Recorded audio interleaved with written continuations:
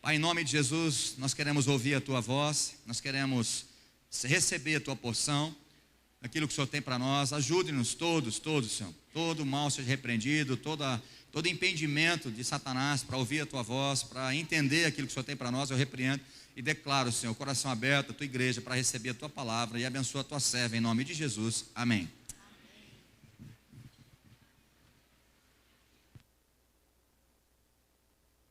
Bom, aí, voltou. Quantos querem entrar na presença de Deus de uma maneira poderosa nessa noite? Diga amém. Amém.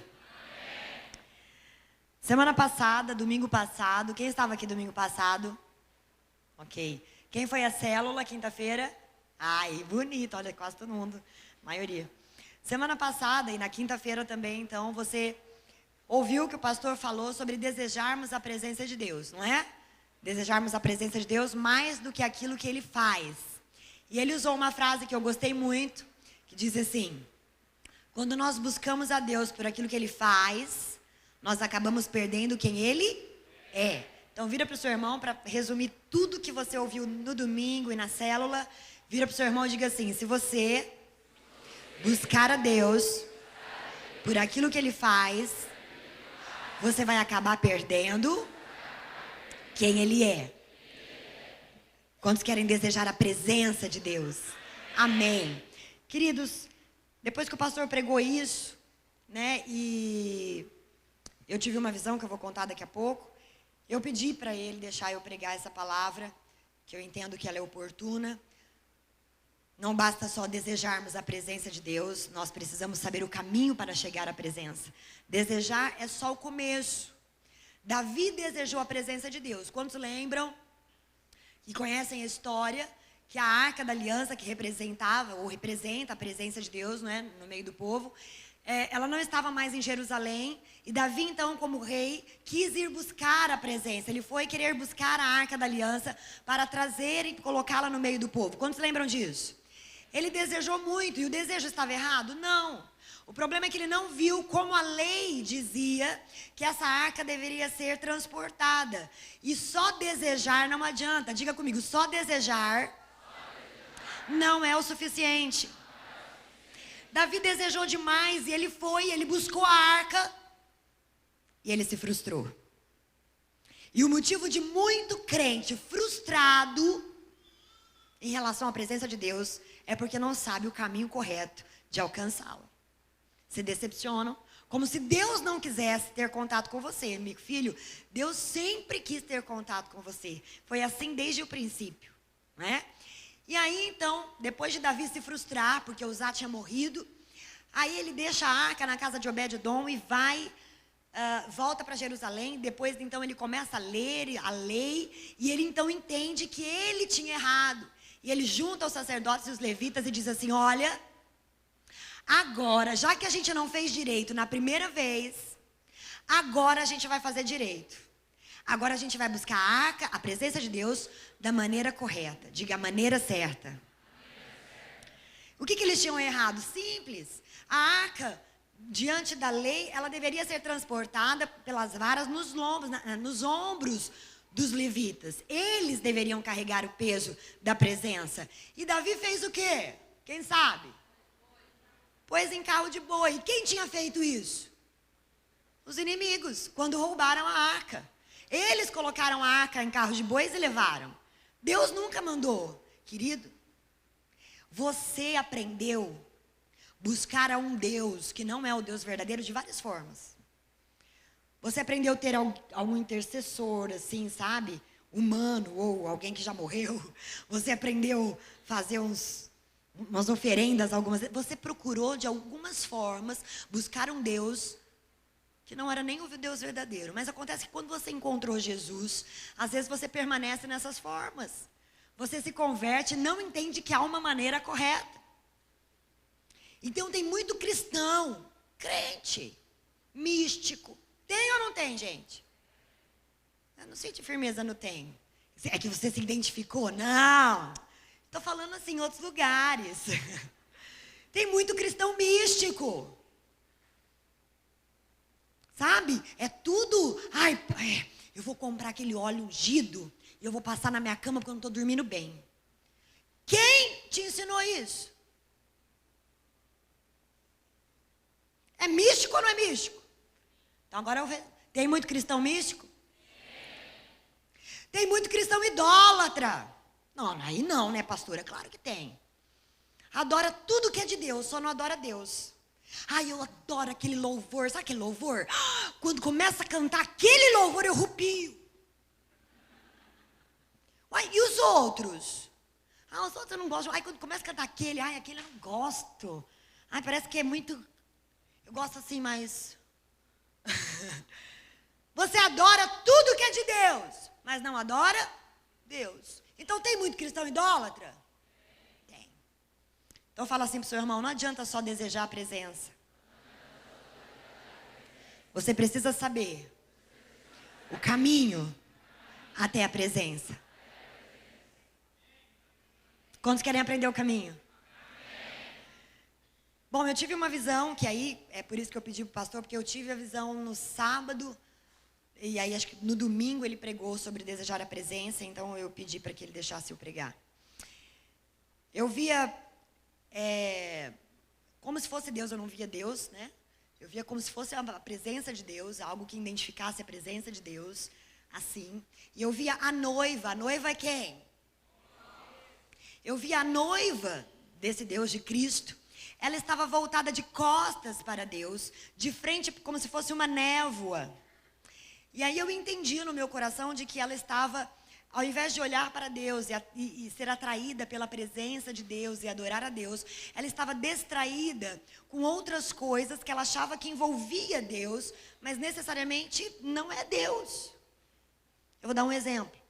Aí na intercessão nós oramos para que a igreja tirasse os ídolos do seu coração, para que ela tirasse todo o ídolo do seu coração e voltasse totalmente para a presença do Redentor, do noivo que virá buscá-la, pura, sem mancha.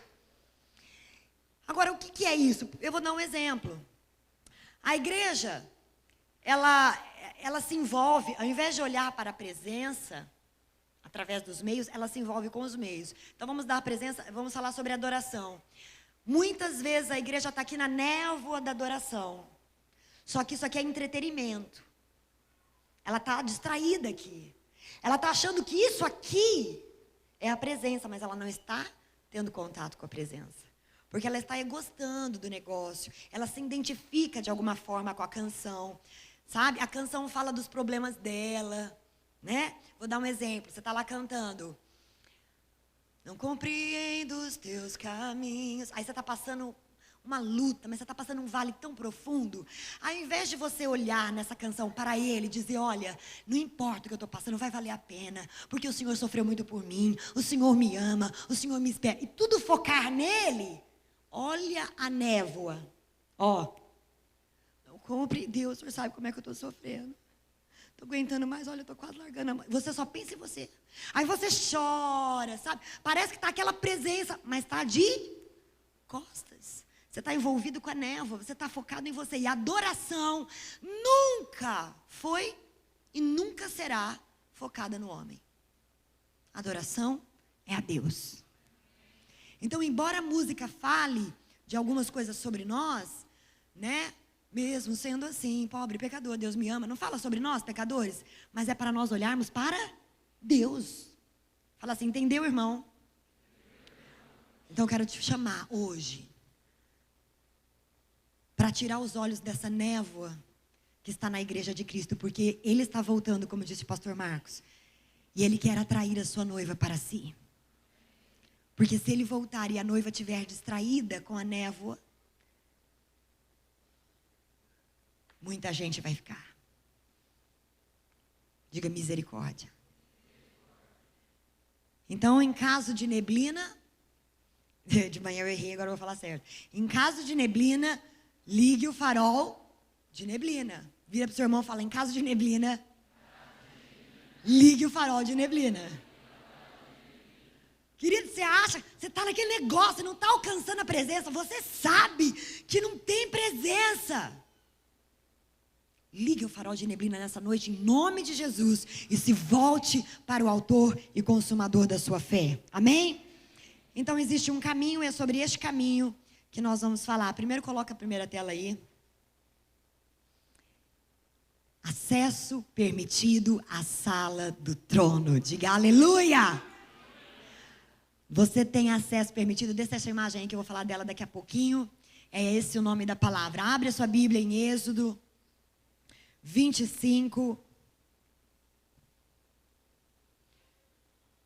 8 e 9.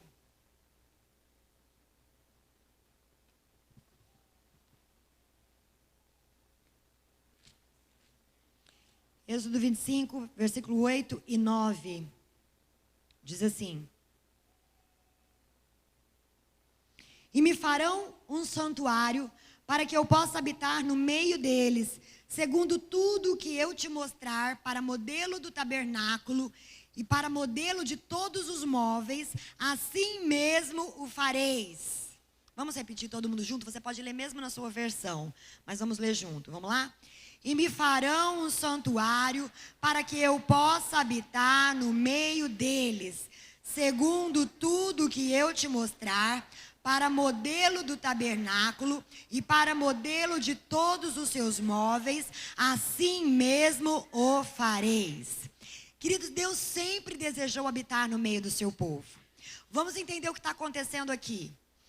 Deus tinha libertado o povo do Egito, sim ou não? Eles estavam aonde agora? No deserto. E Deus queria, agora era o povo de Deus. Deus queria habitar no meio do povo. E o que ele falou? Vocês vão construir para mim um tabernáculo, uma casa onde eu possa repousar a minha glória. Então ele disse assim: mas você vai fazer exatamente como eu estou falando. Tudo que eu estou falando. Cada móvel precisa ser exatamente confeccionado desta forma. Por quê? Porque tudo tem um simbolismo, né? Mas quando ele fala então de tabernáculo, ele manda o povo construir. Por quê? Porque ele queria ter acesso ao povo. Diga amém. Isso não mudou. Quantos foram libertos do Egito? Quantos foram libertos da escravidão, do pecado, salvos em Cristo Jesus? Levanta sua mão e abana assim que é para o inferno ver. Quantos salvos em Cristo, libertos do sistema desse mundo tem aqui? Diga amém. Quantos entendem que não foi só para isso que Jesus morreu e ressuscitou por você? Às vezes o crente é muito pequeno e acha assim: ele veio para me salvar da morte eterna e acabou. Queridos, Jesus veio para te salvar da morte eterna, limpar-te dos teus pecados, para ter comunhão íntima com você enquanto nós estivermos nesse deserto. Porque nós não somos desse mundo, então nós entendemos que nossa passagem por aqui é como o deserto. E a nossa terra prometida é a nossa pátria celestial. Aleluia! Então, enquanto estivermos aqui, Ele também quer ter acesso a você e quer que você tenha acesso a Ele. Agora, diferente do que acontecia no tabernáculo construído por Moisés, só tinha acesso à sala do trono o sumo sacerdote uma vez por ano. Nós vamos ver isso mais no final. Mas eu quero falar isso aqui para você, aleluia. A sala do trono, mesmo Deus querendo ter acesso ao seu povo, Ele tinha que mostrar ao mundo que o povo não podia ter acesso a Ele sem antes um Salvador morrer por este povo para purificá-los plenamente. Então, diante de toda a lei ali, de tudo aquilo que Ele tinha determinado, só o sumo sacerdote, uma vez por ano, entrava na sala do trono, no lugar onde a arca estava do tabernáculo. Agora eu vou dizer uma coisa para você. Depois que Jesus veio, morreu e ressuscitou, Jesus nos fez uma nação de sacerdotes. Eu e você somos sacerdotes do Deus vivo, convidado para estar diante da sala do trono, ministrando diante dele. Gente, vocês têm ideia do que é isso? Você tem ideia do que é isso? Nós podemos ter acesso à presença. Mas há um caminho. Vira para o seu irmão e fala assim: você pode. Essa é a vontade de Deus. Mas há um caminho. Abra a Bíblia em 1 Pedro. Porque eu quero que você entenda a sua responsabilidade de sacerdote. Porque disso é a base de tudo que nós vamos falar. Nós não podemos falar o mapa se você não entender que é função sua chegar à presença. Não é uma opção. Quando você abre, diga assim, não é uma opção. É o meu serviço. 1 Pedro 2. Vamos do versículo 9. Vós, porém, sois raça eleita, sacerdócio real, nação santa, povo de propriedade exclusiva de Deus, para proclamardes as virtudes daquele que vos chamou das trevas para a sua maravilhosa luz. Quem é sacerdote real? Levanta a mão. Aleluia. Então vira para o seu irmão e fala assim, sacerdote tem que ministrar diante da presença de Deus. Fala para ele, não é opção. Por que não é opção? Porque foi para isso. Um dos motivos do qual Jesus veio foi para isso, para que você tivesse acesso permitido. Um dia esse acesso foi negado com o pecado de Adão e Eva, sim ou não? Mas quando Jesus veio, morreu e ressuscitou, Ele nos devolveu acesso à presença do Pai, do qual nós podemos dizer, Abba, Pai. Só você que é sacerdote, dá um aleluia bem... Oh, glória a Deus. Apocalipse 5, 9 e 10 diz assim, olha o que acontece diante do trono, que coisa mais linda. E entoava um novo cântico dizendo, digno és de tomar o livro e abrir-lhe os selos, porque foste morto e com o teu sangue, olha aqui querido, a importância do seu sacerdócio.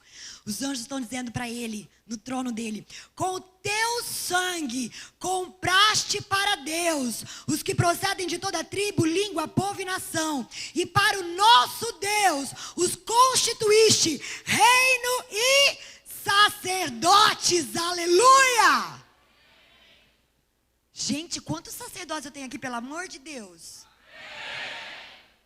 Misericórdia! Eu estou dizendo que Jesus morreu para fazer de você um sacerdote, você acha que está chamando você para ser padeiro? Quem quer ser padeiro? Amém. Quem quer ser coveiro? Jesus, isso aí, né? Jesus morreu e ressuscitou. E isso é cantado. Gente, ai, que aleluiada. Isso é cantado diante do trono. Olha, com o teu sangue comprastes um povo, uniu tudo, tribo, língua, povo, e fez de tudo isso um reino de sacerdotes que tem acesso à sala do trono e podem ministrar diante dele. Aleluia! Obrigado, Deus! Obrigado, Deus! Oh! Sabe o que aconteceu com a igreja? Sabe por que a igreja demora tanto para entender que ela é um sacerdote? Porque por séculos uma religião ensinou a igreja de que existia o clero e o leigo. A igreja, a Bíblia estava só em latim. Sentava então a plateia, o que lia não se entendia. Então a igreja aprendeu a ser plateia. Mas Deus está chamando a sua noiva, dizendo, eu não morri para que você sente numa cadeira, escute alguém falar ou alguém cantar. Eu morri para que você vá até a minha presença e como sacerdote, ministre diante do meu trono. Aleluia! Oh, glória a Deus! Você pode aplaudir quanto você quiser, você pode dar aleluia, você faz o que você quiser, desde que você dê um culto a Deus, um culto vivo, aleluia! E a igreja aprendeu, erroneamente, a vir a um culto, achando que alguém vai ofertar um culto ao Deus que ela crê, por séculos.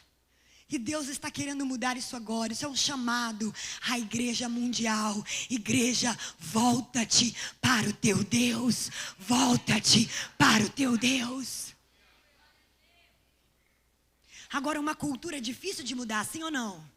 Mas eu declaro em nome de Jesus que ela seja mudada aqui hoje. Quando você vem como congregação oferecer algo ao Senhor, ninguém vai oferecer por você. Não existe um ministério de louvor que vai oferecer um louvor por você. Não existe um pastor que vai ministrar as suas coisas. Não, ele é um profeta de Deus, que nós vamos ver por que serve isso.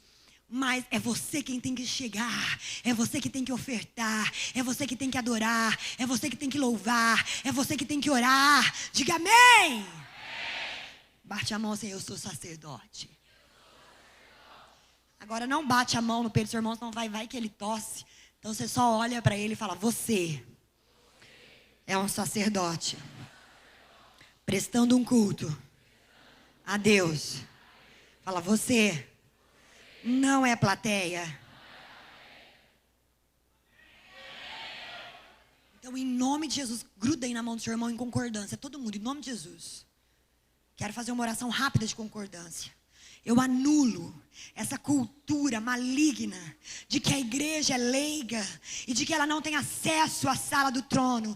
Eu anulo essa cultura do diabo querendo anular o sacrifício do sangue do cordeiro pela sua noiva, que faz com que ela não tenha intimidade com o pai ou com o noivo. Eu declaro sobre a nossa vida como igreja de que nós não olharemos para a névoa, mas nós olharemos para Deus, para Cristo, o autor e consumador da nossa fé, e nos apresentaremos diante dele para ofertar um culto que o atraia, e chegaremos à sua presença de glória. Diga amém. Amém.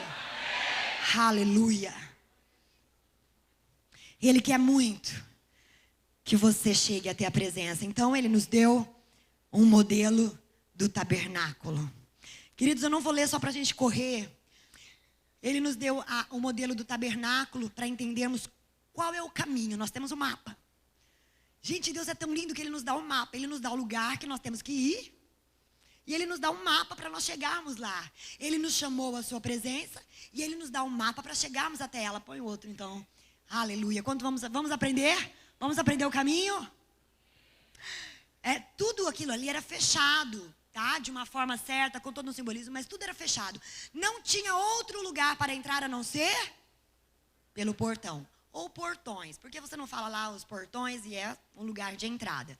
Então, quando você fala os portões, entrar por suas portas ou pelos seus portões, é este lugar. Só existe um acesso, diga um acesso.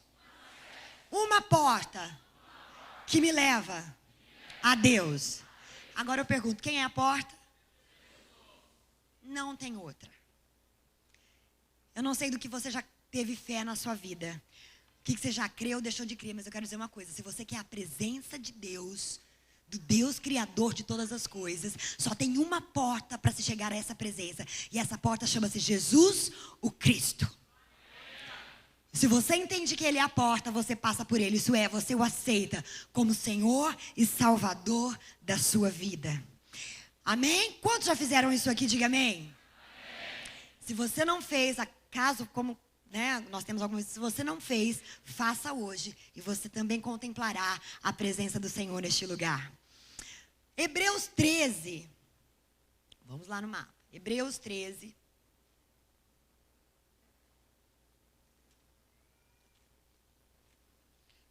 Treze, 15. Hebreus 13, 15 diz assim: por meio de Jesus, pois, ofereçamos a Deus sempre sacrifício de louvor, que é o fruto de lábios que confessam o seu nome. Salmos 100. Abre lá, rapidinho. Se você não quiser abrir, eu abro e leio para você. Salmos 100, verso 4. Diz assim: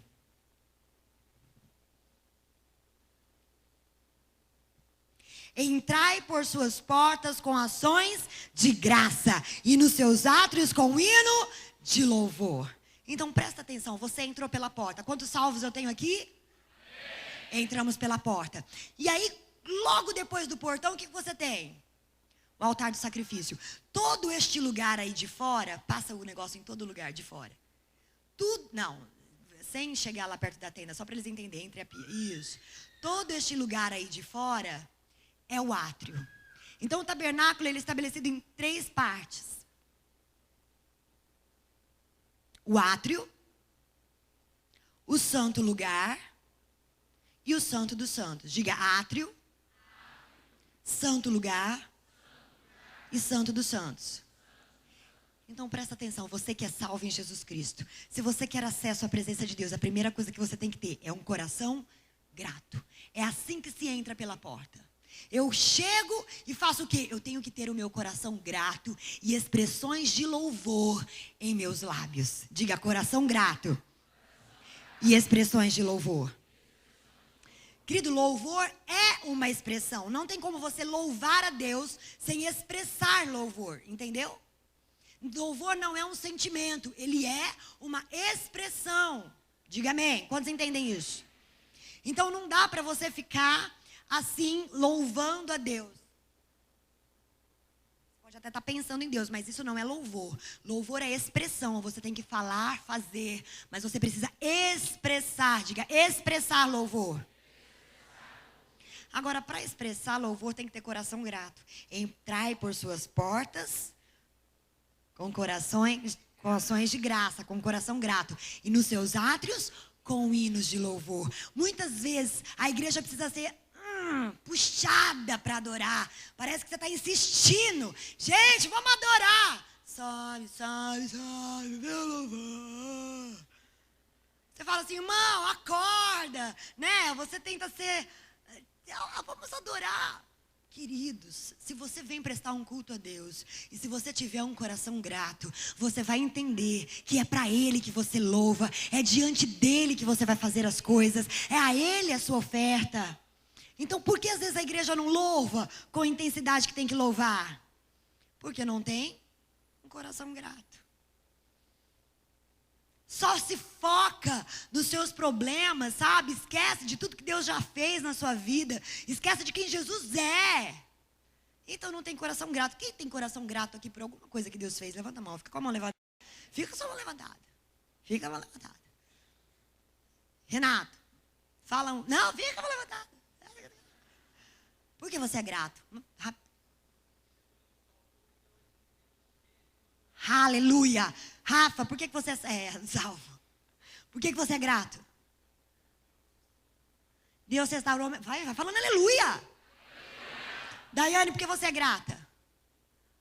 Ele te salvou, aleluia. Jefferson, por que você é grato?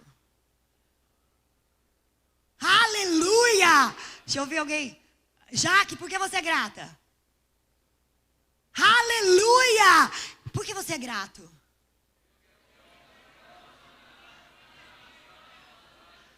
Ah, só tem pouca coisa? Gente, dá uma pensada. Sabe aquele acidente que você não sofreu? Sabe aquela vez que você bateu no menininho de bicicleta? E você não matou ele? Glória a Deus! Uma vez eu estava saindo de casa, atropelei um velhinho de bicicleta. Falei, glória, Senhor, eu te louvo. Olha a expressão de louvor, te louvo, porque era para eu ter passado em cima dele. Mas não, ele deu uma cambaleadinha, caiu, não machucou. Falei, Deus, eu te louvo, porque o Senhor guardou. Eu não vi mesmo. Eu pus o ré e fui. Daí eu escutei. Aí, uai. E aí eu ia continuar. Aí eu vejo o negocinho levantando. Aí ainda bem que eu não continuei. E expressa o seu louvor. Então, olha, tem muita coisa. Então eu vou te dar mais uma oportunidade. Você que é grato.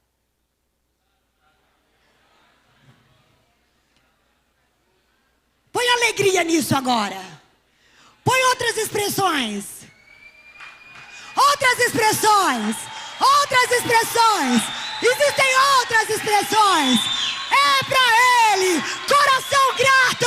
Ele tem nos restaurado. Aleluia. Tá vendo? Ninguém precisou mandar você gritar nem bater palma. Por quê? Porque nós estamos explicando. Se você chegasse para oferecer um culto ao Senhor, ninguém precisava falar assim, põe sua mão lá em cima. A nossa função é conduzir você. Essa é a nossa função.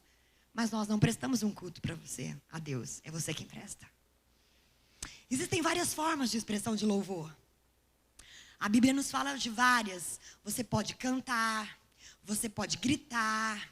Está tudo ali marcado os textos, mas senão vai passar dos 25 minutos a mais. Aí já viu, né? Casa cai.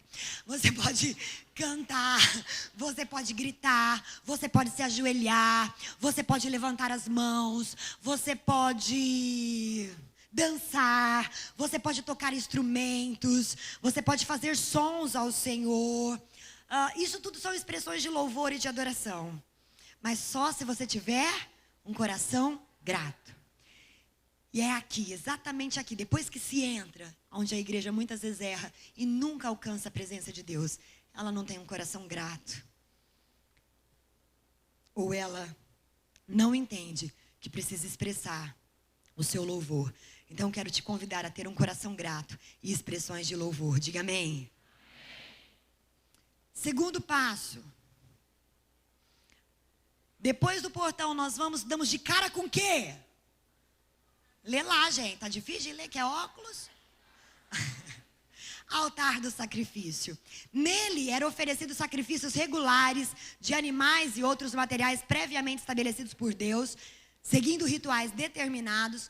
Além de gratidão e adoração, os objetivos das ofertas incluíam a remissão e o perdão dos pecados. Nesse altar, ou este altar, você vai ver que tudo no tabernáculo simboliza Cristo, né? E o seu ministério de alguma forma. Então, este altar simboliza Cristo. E o sacrifício que nos purifica, né? E nos perdoa e nos redime do pecado, também é Cristo. Jesus Cristo, o Cordeiro de Deus, que tira o pecado do mundo. Então, quando você entra para louvar e agradecer ao Senhor, você viu aqui, algumas pessoas disseram, e depois acho que você também disse, obrigado porque o Senhor me salvou. Então, isso é bater de cara com o altar do sacrifício, reconhecer a cruz de Cristo, sim ou não? Você entra grato e você dá de cara com a cruz, dizendo, Senhor me salvou, eu te sou grata porque o Senhor me amou até o fim. Então, isso é reconhecer que Ele é o nosso sacrifício. Ele se sacrificou por nós. Ele é o Cordeiro de Deus que nos redimiu de todo o pecado. Diga amém. Agora, não é só isso. Altar do sacrifício é um lugar realmente para você sacrificar. Não pelo seu pecado, porque esse eu acabei de dizer. Jesus veio, morreu e não resta mais nenhum sacrifício para a remissão de pecados. Diga amém. Agora, não quer dizer que você não tem que ofertar nada ao Senhor. E a palavra do Senhor nos diz que nós precisamos morrer para nós mesmos, matar a nossa carne, sim ou não? E vivermos para Deus. É deste sacrifício que eu quero falar com você. Quando nós entramos e queremos alcançar a presença de Deus de verdade, você não pode pular esse ponto. Queria que você abrisse a sua Bíblia em Joel. Enquanto você está abrindo, eu vou falando. Você precisa aprender a sacrificar as suas vontades carnais. Você precisa deixar ali no altar do sacrifício tudo aquilo que te separa de Deus, todo pecado que te afasta de Deus. Diga amém. Você precisa aprender a entregar a sua vida de verdade a Cristo. Joel 2, versículo 12.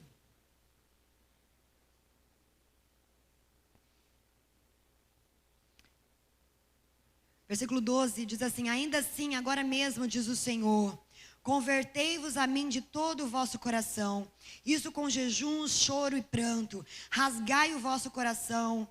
Verso 17, chorem os sacerdotes, ministros do Senhor, entre o portão e o altar, entre a pórtico e o altar, e orem, poupa o teu povo ao Senhor, e não entregues a tua herança ao pobre, para que as nações façam escárnio dele. Diga assim: quebrantamento, arrependimento, rendição total, faz parte do caminho que me leva a Deus. Se você não escolher morrer para você, não tem como a glória de Deus repousar sobre a sua vida. Não tem como você atrair a glória de Deus. Você está entendendo? Enquanto você escolhe viver aquilo que você já entendeu que é pecado, enquanto você escolhe ser rebelde, um filho rebelde, enquanto você escolhe ser uma mulher insubmissa, enquanto você escolhe ser um marido que não respeita e ama a sua esposa, enquanto você escolhe ser pornógrafo, enquanto você escolhe ser alcoólatra, enquanto você escolhe pecados, você não escolhe a presença. Quantos entendem? Diga amém. É preciso entregar a sua vida. Se você entende a dimensão do sacrifício de Jesus por você, querido, quem entende, se joga no altar do sacrifício. É aquele cristão apaixonado que fala: quem seria você, Denise, sem o sacrifício de Cristo ter lavado os teus pecados, te redimido, te dado esperança, restaurado? Quem seria? O que seria da tua casa? Quem entende a dimensão do amor de Deus se joga. O que seria de você se você não tivesse entendido que Jesus veio e te salvou e quanto Ele te amou? Você não pode parar no quanto Ele te amou. Você precisa amá-lo tanto quanto. Pastora, mas ninguém vai conseguir amar com a plenitude do amor de Deus. Não, mas sacrifica a sua carne diariamente. Você precisa acordar todos os dias e dizer: eu quero viver o meu dia para o Senhor. E se você fizer isso durante o dia, o Espírito de Deus te fala aquilo que desagrada a Deus. Às vezes você ofereceu o seu dia ao Senhor: Deus, eu não quero viver para mim. Morrer para mim é lucro, viver para mim é Cristo. Se for para viver esse dia, eu quero viver para o Senhor. Gente, eu faço muitas vezes essa oração. E aí, às vezes, no meio do decorrer do dia, você tem uma atitude que o Espírito Santo de Deus mostra a você: ah, mas isso não me agrada, isso aí tem que queimar. E aí, essa opção, ir para o altar do sacrifício e falar: Deus, eu reconheço. Eu preciso sacrificar isso aqui. Isso está errado. Esse sentimento está errado. Esse pensamento está errado. Isso aqui está errado. Eu escolho morrer para mim. Ajuda-me. Vem com teu fogo e queima o meu pecado. Quantas pessoas eu posso ouvir dizer amém? Como você pode ter um coração grato? Que não passe de agora, mas que você pode chegar amanhã, semana que vem, mês que vem, e viver como uma igreja de coração grato. Se você não reconhece todos os dias a dimensão deste amor por você na cruz do Calvário. Não dá, irmão. Vai passar. Por isso que tem muita gente que chega do encontro com Deus apaixonado, não dá um mês, está vivendo a vida de novo. Tá ou não tá? Porque esqueceu de se lembrar quanto Jesus te amou. E que você tem que morrer todo dia. Quem aqui já aceitou Jesus faz mais de 5 anos? Levanta a mão. Fica com a sua mão levantada. De 5 anos para cá. Não, fica com a mão levantada. Não precisa, vocês não vão me responder, mas só fica com a mão levantada para eu ver. Não precisa fazer nenhum sinal. Só de 5 anos, hein? Quantas vezes, depois de você ter aceitado Jesus, você entregou a sua vida novamente, dizendo: Deus, eu me entrego de novo, hein? Deus, eu me entrego de novo. Pode abaixar agora. Deus, eu me entrego de novo. Deus, hoje é um outro dia. Eu vivi uma vida no teu altar ontem, mas não garante que eu vou viver hoje. Então é o seguinte, estou me entregando de novo. Deus, já é o 3º dia. E é o seguinte, estou me entregando de novo. Eu não aceito mais me levantar para viver para mim. Eu quero viver no altar, sacrificando o meu eu para viver Cristo. Cristo viver em mim. É isso que tem que acontecer com o seu coração, com a sua vida. Agora faz uma pergunta sincera para você. Você que deseja tanto a manifestação da presença gloriosa de Deus em você. Você tem vivido no altar do sacrifício? Você tem realmente sacrificado as suas vontades, mesmo que não seja um pecado? Mas tudo aquilo que Deus te pede. Porque tem muita coisa que não é pecado em si, mas acaba se tornando porque é um ídolo no seu coração. Então Deus pega e fala assim: eu quero que você me entregue isso. Aí você fala: mas não é pecado. É pecado porque você coloca isso antes de Deus. Mas aí você não está disposto a entregar. E aí a glória de Deus não repousa sobre a sua vida. Vira para o seu irmão e fala assim: viva no altar de sacrifício.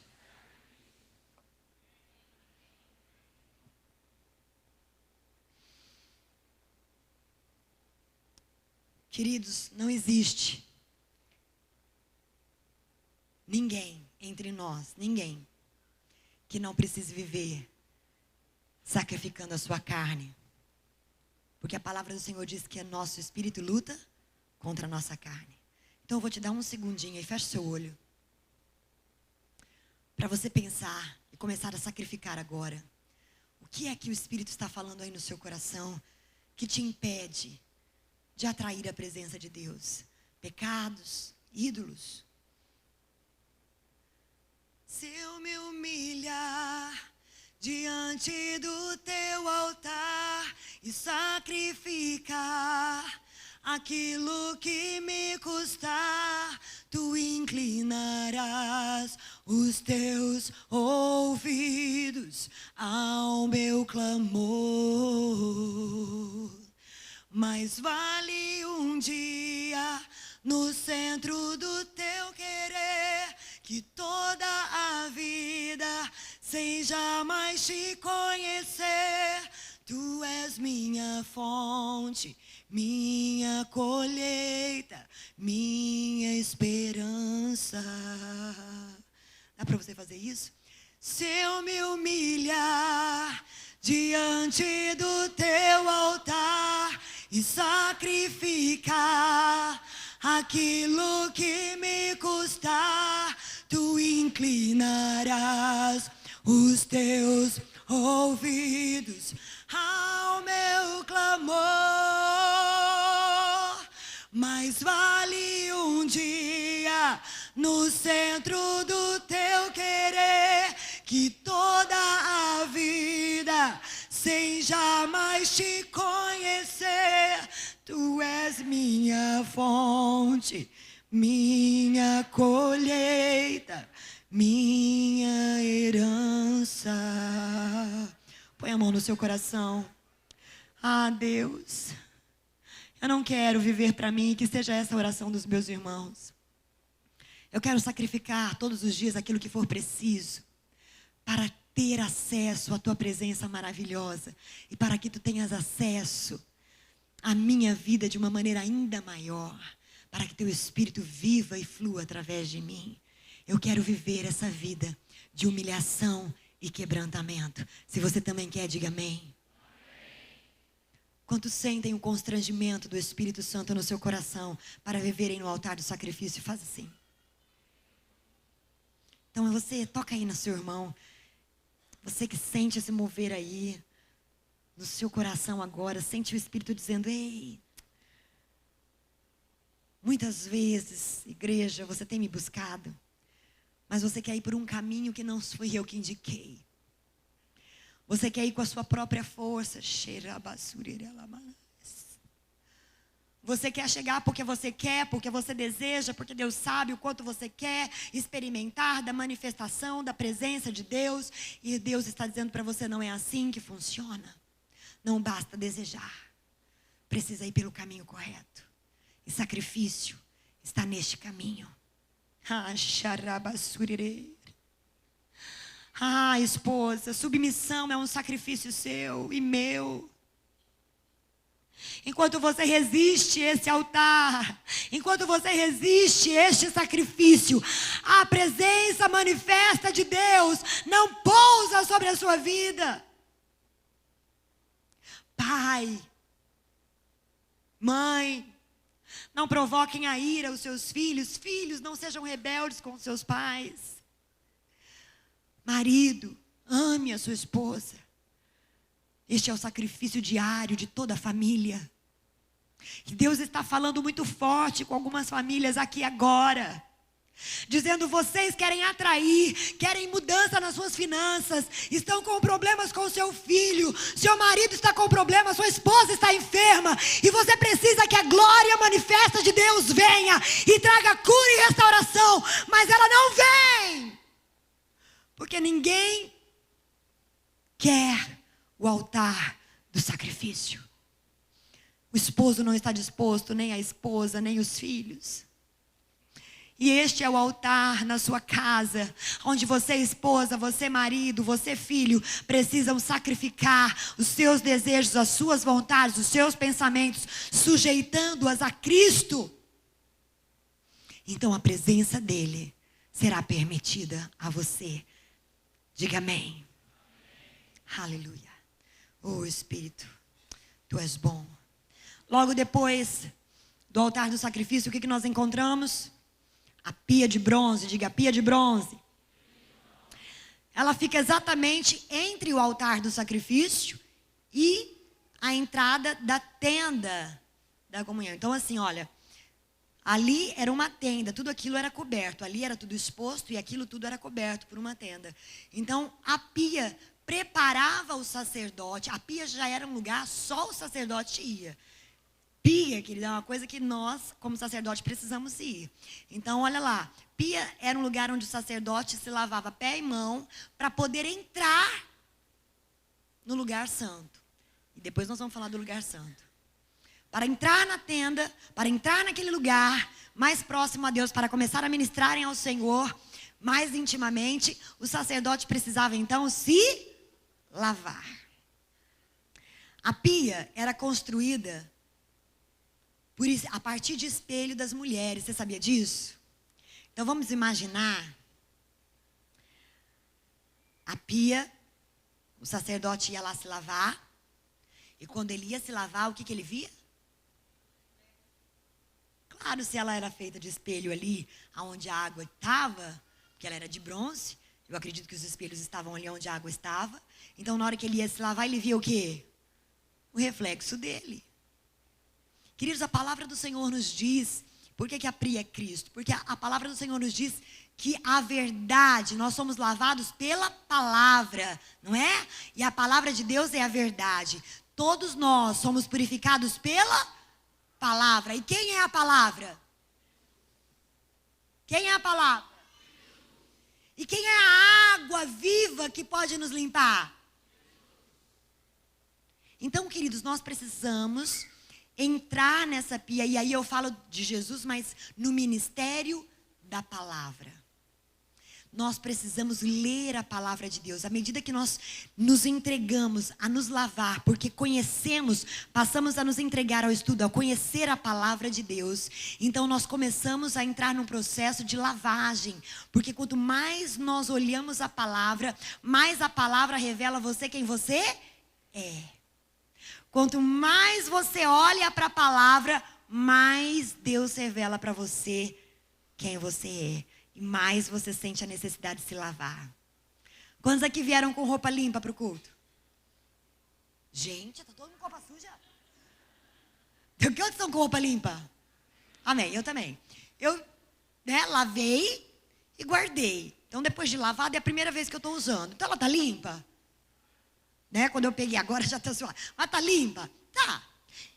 Eu vou dizer uma coisa para você. Será que tá? Depende de com o que eu estou olhando.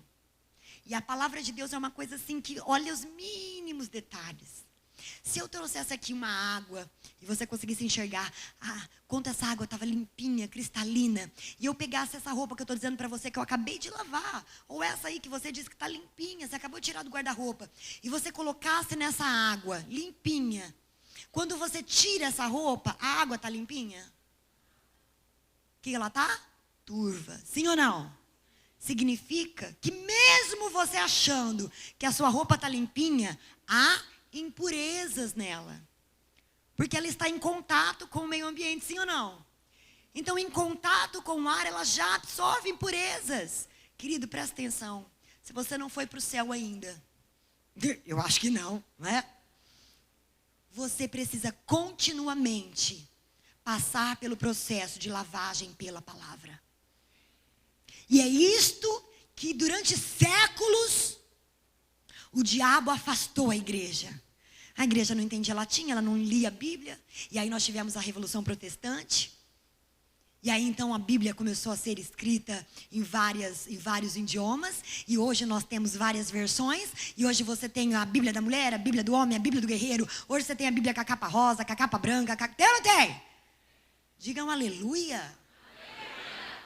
Porque como a igreja seria lavada pela palavra que Deus deixou, porque para isso que a Bíblia foi escrita, para que nós pudéssemos nos lavar por ela, se nos tiraram ela. Mas o Senhor é tão bom que Ele causa uma revolução. E Ele diz, está aí, igreja do Senhor. Toma na tua língua, Brasil. Toma na tua língua, Brasil. Na língua portuguesa. Toma a palavra na tua mão e no teu coração. E se lave com ela. Povo, nação brasileira. Igreja brasileira. Seja lavada, purificada pela palavra.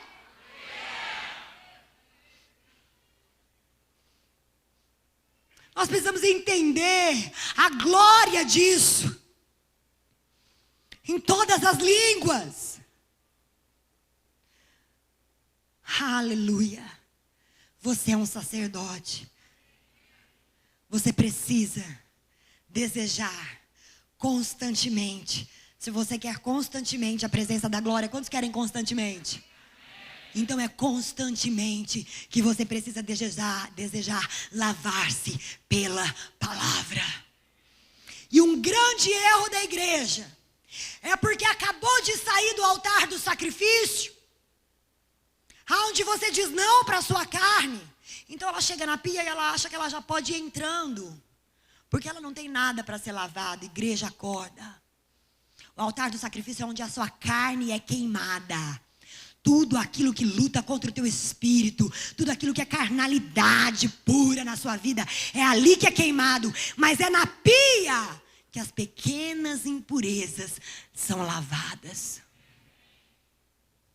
E este é o erro da igreja muitas vezes. Por isso ela não alcança a presença. Esse é o seu erro e o meu muitas vezes. Por isso não alcançamos a presença. Achamos que estamos limpos demais. E a Bíblia diz que a nossa justiça para Deus é como trapo de imundícia. Você se acha tão justo. Nós nos achamos tão puros. E Deus olha e diz, depende com o que você está comparando. Porque enquanto você estiver neste mundo, as impurezas de alguma forma te tocam. Se você não se manter lavando-se na palavra, essas impurezas impregnam em você. E você não pode ter acesso à minha presença. Por isso que muitas vezes a igreja vem. Ela até se sacrifica. Deus, mas estou entregando, olha, estou lutando, estou vencendo o vício. Estou vencendo a pornografia. Estou entregando todo dia, não estou brigando mais com meu marido. Mas não tem se lavado pela palavra. Não tem lido a palavra, absorvido tudo que lhe é ensinado, colocado em prática nas pequenas coisas. É isso que nos purifica. Vira para o sacerdote do seu lado e diga, é isso que te purifica. É isso que prepara você para a presença gloriosa de Deus. Aleluia. Aleluia. Abra sua Bíblia em João 15. Nossa, nós estamos aqui. Agora eu vi a hora. Agora eu vou acelerar. João 15. Eu vou com muita liberdade dizer para você, eu vou acelerar e vou mesmo. Mas são 8:30. Se você estiver entediado e você achar que deu o horário do seu culto, nem vou reparar. Você pode ficar à vontade. Eu não estou dizendo que eu vou passar mais, não. Eu só estou tentando me controlar aqui nos meus negócios. E quero deixar você muito à vontade. Mas quantos estão aprendendo alguma coisa? Dá para me aguentar mais um pouquinho, não dá? Amém. Vamos lá. Fala, pastora, mas tem meia hora. Eu sei. Estou aqui orando, Chica. João 15. 3. Vós já estáis limpos pela palavra que vos tenho falado. Agora presta atenção no verbo. Vós já estáis limpos pela palavra que tenho falado. Não é que eu já falei. Olha que interessante. Pela palavra que você tem ouvido, que ele tem falado, você está limpo. Então você não precisa ser um crente sujo e impuro. Você pode permanecer limpo, desde que você esteja sendo limpado sempre pela palavra que tem sido sempre falada. Quantos entendem isso? Como é bom descobrir os segredos da Bíblia, não é legal? Eu amo, eu não sei você, mas eu gosto de olhar esses detalhes pequenos. Agora olha o versículo. Depois que você é lavado, então, pela palavra e está limpo, Jesus diz assim, ai que convite maravilhoso. É o convite que nos convida ao próximo passo do mapa. Permanecei em mim e eu permanecerei em vós. Aleluia. Depois que aceitamos viver uma vida de lavagem pela palavra, nós podemos ir para o próximo passo no mapa. Nós entramos no santo lugar e vamos direto para a mesa da propiciação.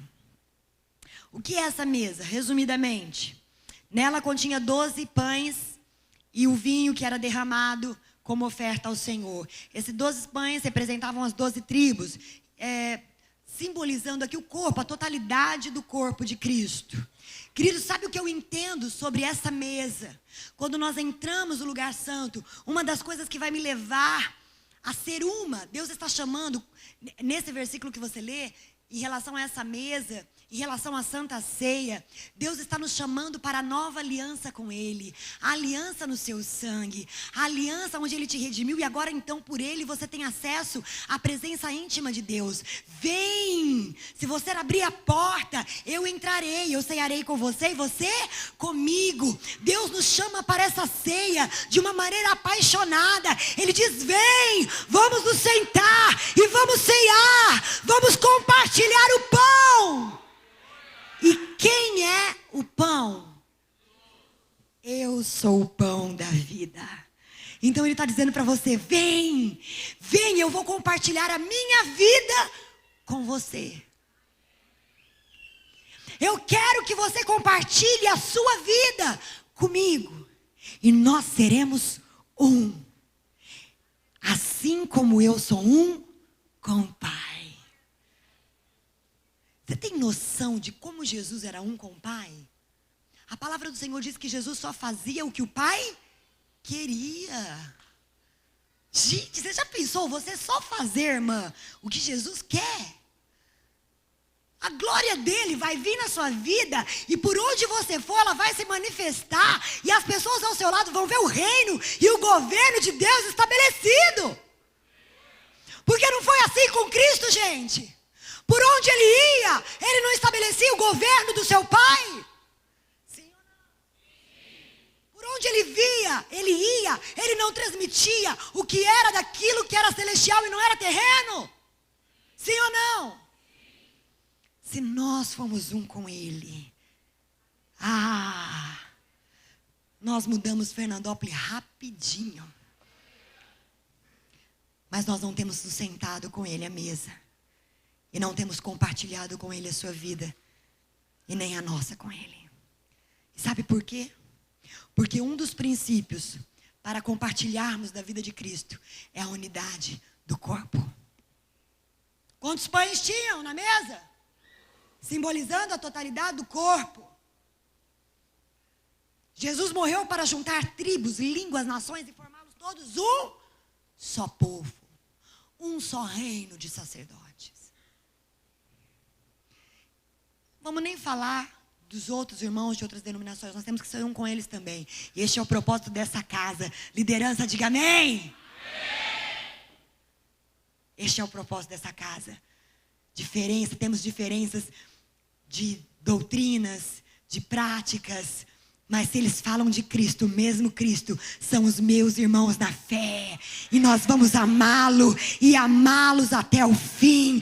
Vamos orar para que sejam abençoados, prosperem em suas igrejas, se encham de homens e mulheres salvas pelo mesmo Jesus o Cristo. Isso é a unidade do corpo. Mas vamos trazer só para nosso negocinho aqui. Nossa gaveta. Muitas vezes, querido, você não alcança a manifestação da presença de Deus na sua vida ou no lugar onde você está. Porque você não consegue engolir o irmão que está do seu lado. Você não consegue ser um.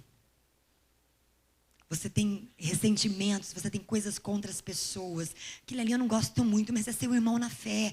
Mas eu não gosto muito. Ele lá e eu aqui. Ele lá e eu aqui. Há só uma mesa. Diga, uma mesa. Um Cristo. Ou você compartilha com o seu irmão da vida de Cristo, ou você não compartilha da vida de Cristo. É sério ou não é? Então dá a mão para o irmão que está do seu lado. E diga assim, por favor, seja um comigo. Agora você fala para ele, eu quero ser um com você. Filho, olha para o pai. Marido, esposa, olha aí um pouco. Não desdá a mão não. Sinto isso no meu coração. E quero me deixar ser movida pelo Espírito. Não adianta. Se não houver unidade, não adianta. Jesus não compartilha da vida dele. Você não compartilha nada. E isso faz a igreja morrer. Porque Cristo é a essência de uma igreja viva. Então vira para o seu irmão e fala: sacerdote lindo. Irmão, com todo o respeito, se de repente você teve que virar para uma irmã do seu lado, tira o lindo, chama só de sacerdote, para a gente evitar facção no nosso meio, não é? Então vamos tirar o lindo, vai, diga: sacerdote do Senhor, melhor assim. Seja um comigo. Sejamos um com Cristo. Aleluia. Como é bonito ver vocês falando isso sorrindo. Parece que está todo mundo assim, sazon. Até que uma irmãzinha abre a boca para falar que seu cabelo não ficou legal, assim. Você fica 3 meses sem olhar para ela. Irmã, estamos perdendo a comunhão com Cristo por pequenas coisas. Bom, essa comunhão é Ele compartilhar com você toda a vida dele. Já pensou coisa linda? Agora olha ali. Vamos lá, pastor. Lá do portão. Tudo no tabernáculo é sequencial. Uma coisa atrás da outra, sim ou não? Só tem uma coisa que é paralela. O que é ali, ó? A mesa da propiciação está ao lado do candelabro. Gente, Deus falou que era para fazer tudo exatamente como mandou. E Ele disse: à direita você coloca a mesa e à esquerda você coloca o candelabro. O resto era tudo sequencial. O que isso tem a ver? O candelabro, querido, eu vou dar uma acelerada aqui. Ele representa o ministério do Espírito Santo na igreja. Por isso as 7 lâmpadas, diga amém. O candelabro representa o ministério do Espírito Santo na igreja. Agora, sabe quando o Espírito Santo de Deus, ele está aceso dentro de você? Quando você tem comunhão com o corpo de Cristo. Sem comunhão com Cristo e com o seu corpo, não tem Espírito Santo na sua vida. Você está entendendo? Sem comunhão com o irmão também não tem. Não tem. Porque tem muita coisa que não é de Deus. O negócio tem que ferver aqui dentro. Depois as outras coisas são só expressões. Nada contra sapatear, que vocês sabem que eu amo. O problema é que tem que estar aqui. É o Espírito que tem que estar aceso. E olha que interessante. Era a função do sacerdote manter as lâmpadas acesas. E como ele tinha que fazer isso? Cortando os pavios, não deixando o pavio lá seco, esturricado. Ele tinha que ir podando esse pavio e enchendo aquilo de óleo, de azeite. Porque aquilo era fogo. Essa lâmpada, tá? É fogo. Fogo não... entendeu? Eu vou chamar de cachepozinho, vai. Tá? Fogo em cada... Então aí você enchia de azeite ali e tal, não sei o que, toda uma... E aquilo ali tinha que manter-se aceso. Quem que mantinha aquilo aceso? O sacerdote. Isso é muito importante. Sabe como você mantém o fogo do Espírito aceso? Não é assim, ó. Deus, me dá do teu Espírito Santo. Deus, eu quero. Deus, eu quero fazer obras maiores. O Senhor disse que eu podia. Você mantém o fogo aceso, ceando com Cristo, partilhando da vida dele, em comunhão com o seu corpo, dia após dia, partilhando até dos seus sofrimentos. Como assim? Porque como ele sofreu para te amar, ele diz: importa que você ame o seu irmão da mesma forma, a ponto também de dar a sua vida por ele. Eu não dou nem R$10, quanto menos a vida. Não é, teu irmão pensando agora? Por aquele ali. Eu não dou nem um x-tudo para ele.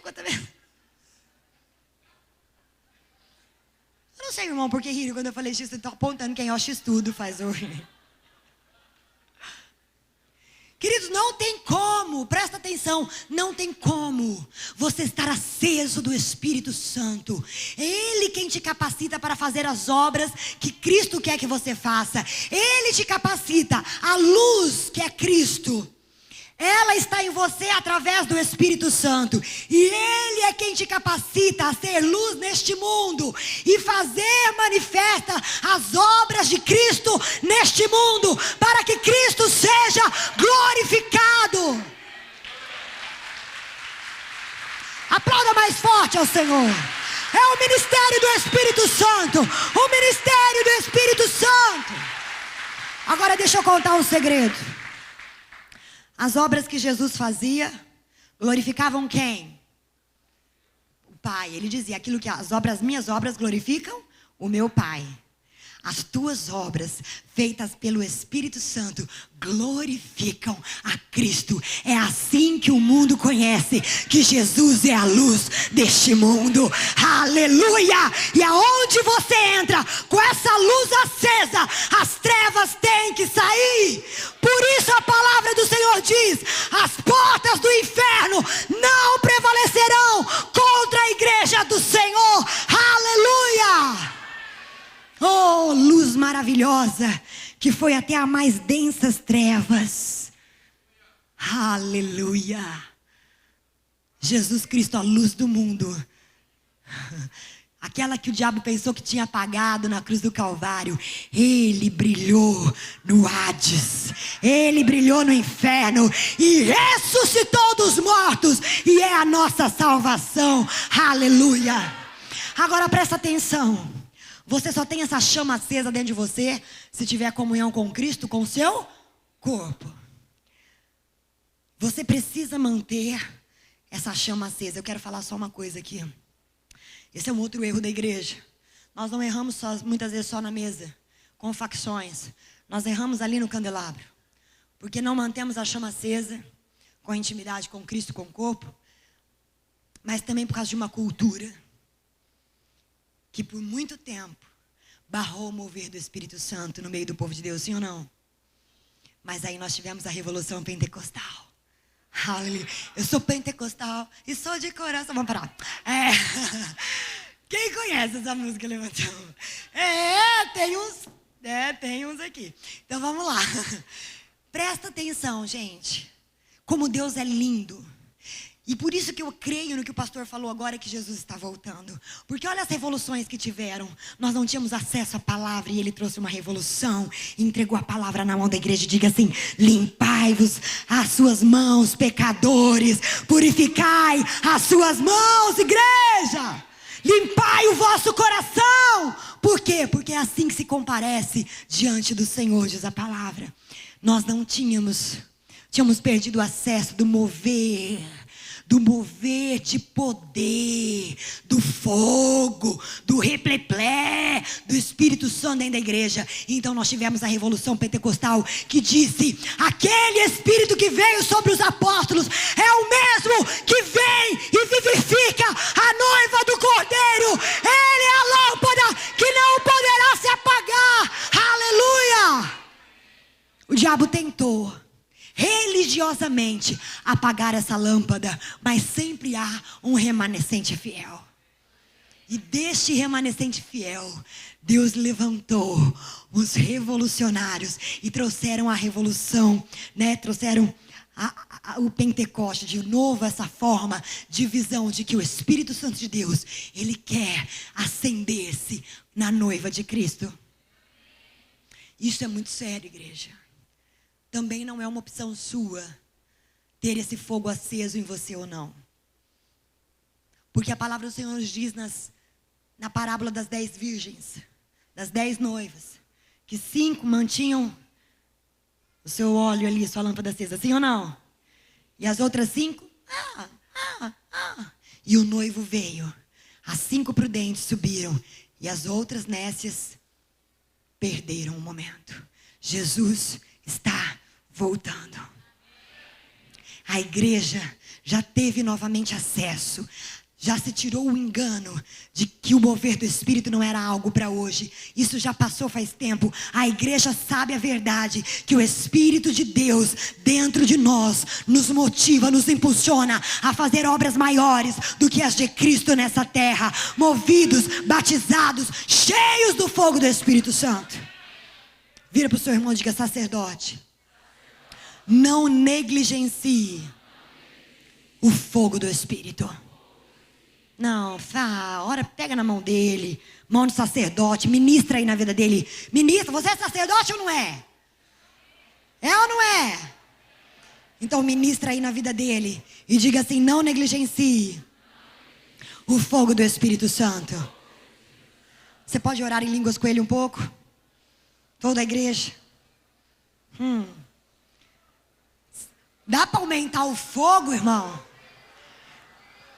Eu não sei se você gosta de fogo brando, mas a palavra do Senhor diz: porque não és frio nem quente, eu estou a ponto de vomitar-te. Então, igreja, o fogo tem que estar queimando. Queimando.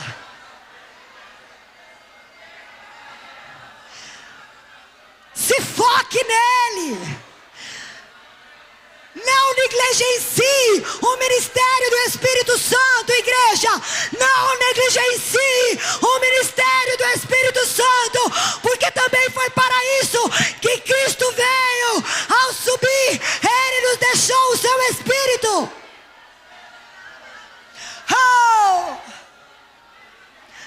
Oh, aleluia. Aleluia. Diga aleluia. Não negligencie o ministério do Espírito Santo, igreja. Isso dói o meu coração. Porque, infelizmente, nós vemos que, como igreja, nós negligenciamos muitas vezes. Sabe por quê? Porque você só consegue manter a lâmpada acesa, queimando, se você estiver sentado na mesa ceando e sentado na mesa na candelabra, assim, ó, de um lugar para o outro. Comunhão, unção, unção, comunhão, comunhão, unção, unção, comunhão. E o problema é que a igreja teve comunhão, passou para unção e não quer voltar para comunhão. Você não foi chamado, e nem eu, para fazermos as obras de Cristo sozinhos. Se você quer o fogo aceso, você precisa entender que faz parte de um corpo. E você precisa sentar-se à mesa com Cristo e compartilhar com Ele da vida dele. Diga aleluia. Vamos olhar para o mapa novamente? Sim ou não? Quantos estão aprendendo? Quantos já puderam pegar alguma coisa nova para a sua vida? Diga amém. Só fazer mais uma observação em relação ao candelabro. A luz, a palavra do Senhor nos diz, está até o texto aqui, mas ela diz que é o Espírito Santo que nos revela as verdades de Deus. O Espírito Santo, ele sonda o coração do próprio Deus. Então, ele nos revela quem é Deus, sim ou não? Então, olha todo o processo ali, ó. Cristo, o Espírito Santo, ele nos dá acesso, é toda a trindade. Você quer a presença do Pai, da manifestação da sua glória. É toda a trindade envolvida, diga aleluia. Então não negligencie. Você não tem que preferir ou não preferir o Espírito Santo. Você tem que se entregar a Ele. Oh, tô aleluia, tô acesa. Quem está aceso, diga amém. Quem tem fogo aí, dá glória a Deus. Quero passar para o altar do incenso. Vamos abrir a sua Bíblia aí em Salmos. Quantos querem avançar no mapa? 141.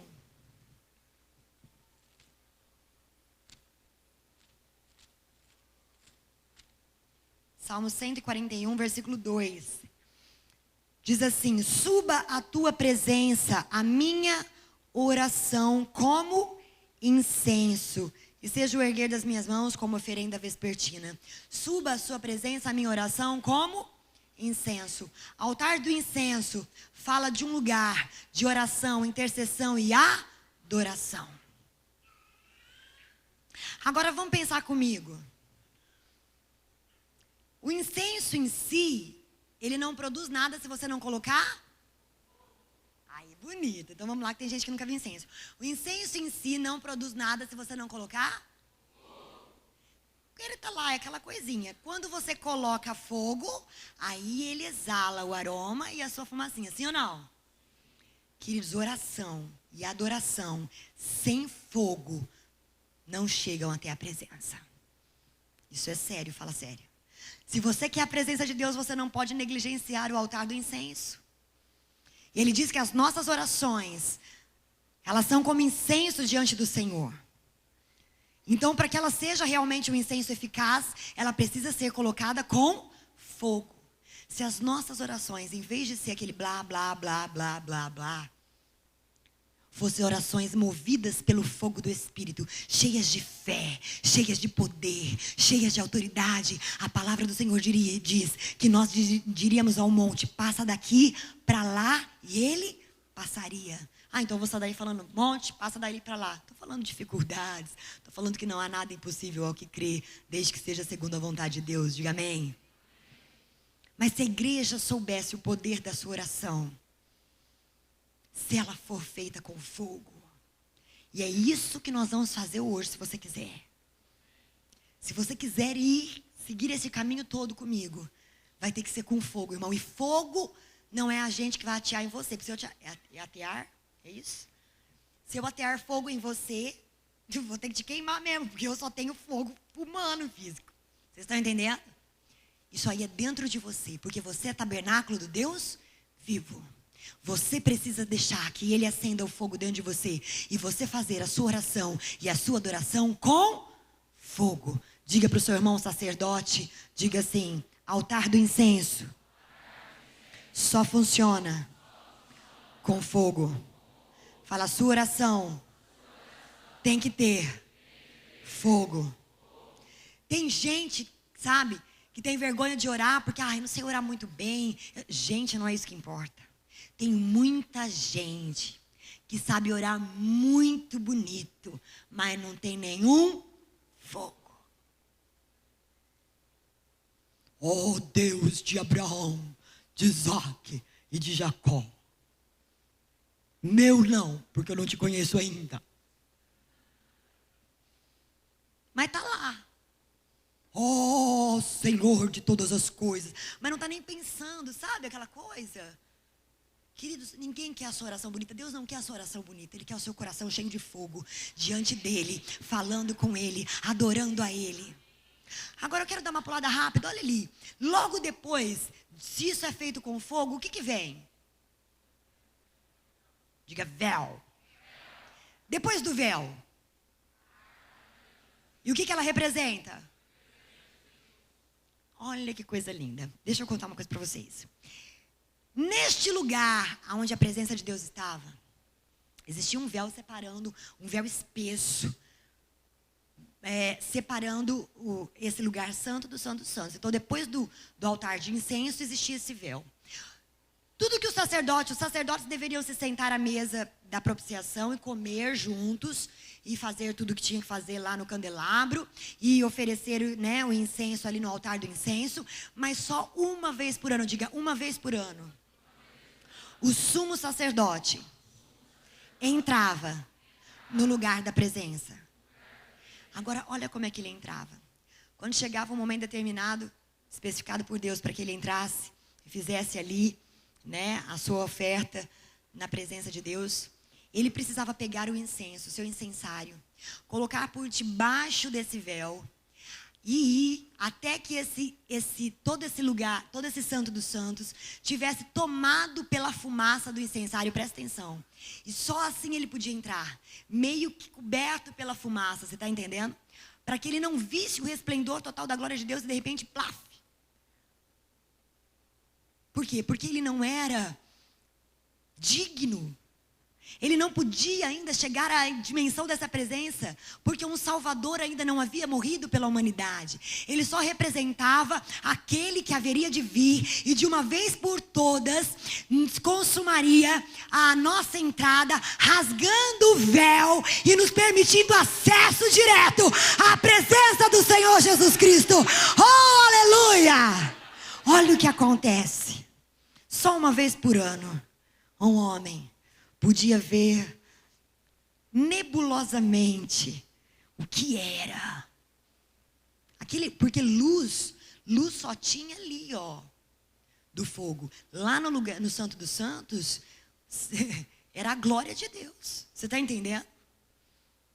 O negócio era fogo, tão fogo lá assim, tão forte a presença, que o sacerdote, quando ele ia fazer isso, ele tinha um temor, um respeito. E ele tinha os seus sinos, porque quando ele entrasse, se porventura ele estivesse impuro, ele morreria. E aí então, os sacerdotes, quando os sinos parassem de mexer, o sacerdote ia entender lá de fora, ixi, morreu. E eles tinham que puxá-lo para fora. Na corda amarrada na canela, porque se morrer eles não podiam nem entrar para pegar. Ninguém tinha acesso, diga ninguém. Agora bate assim no seu irmão com delicadeza e fala assim, você tem, cara. Valoriza isso. Sabe por quê? Porque Jesus Cristo é o nosso sumo sacerdote. E ele, na cruz do Calvário, rasgou o véu do tabernáculo na sua morte. E na sua ressurreição, ele nos deu direito e acesso à presença do trono, do qual nós clamamos, Abba, Pai. Aleluia! Oh, glória a Deus! Diga, o véu foi rasgado. Nada me separa dele. Nada te separa dele. Está entendendo a dimensão disso? O que nos separa dele é a nossa preguiça e o nosso orgulho de seguirmos corretamente, passo a passo, o caminho. Porque o que ele disse para Moisés, faça tudo, inclusive cada mobília, da maneira exata que eu estou te falando. Se você quer acesso à presença, tem que ser este caminho. E queridos, hoje nós não precisamos mais de fumaça. Às vezes você já cantou muitas vezes aquela música assim. No Santo dos Santos, a fumaça me esconde. Já cantou ou não cantou? E talvez você não sabia desse negócio aí. Que fumaça do Santo dos Santos? É essa. Não podia entrar assim, não. Agora, sabe o que nos cobre? Aí você fala assim, então não tem mais o véu, eu posso entrar por mim mesmo? Não. Nós temos algo que nos cobre e nos dá acesso. E se chama graça maravilhosa. Graça de Cristo. Aleluia! Ela me cobre, ela me protege. Mesmo sendo eu ainda pecador, ela me cobre. O sumo sacerdote diante de Deus intercede por mim e diz, achegai-vos a mim, reino de sacerdotes, e ministrem diante do trono do Senhor.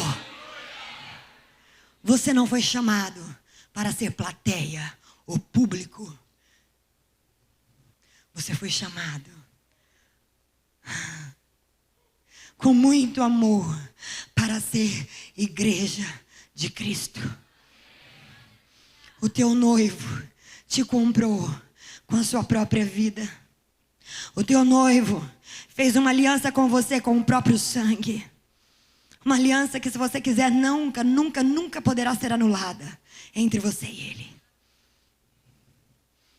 O teu noivo quer que você preste um culto a ele e ao Pai, ajudados pelo fogo do Espírito Santo. Compareçamos diante do trono da graça. Aleluia. Isso é um versículo. Compareçamos diante do trono da graça. Vira para o seu irmão e fala assim, sacerdote, vamos comparecer hoje diante do trono da graça.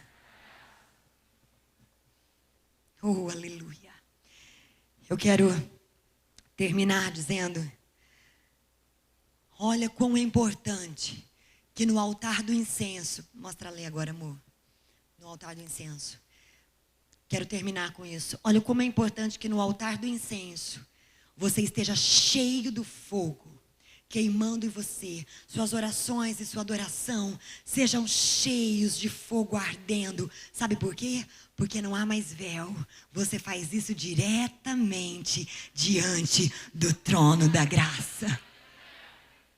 Se for para fazer, faça apaixonadamente, porque você está fazendo diretamente diante daquele que se assenta no trono.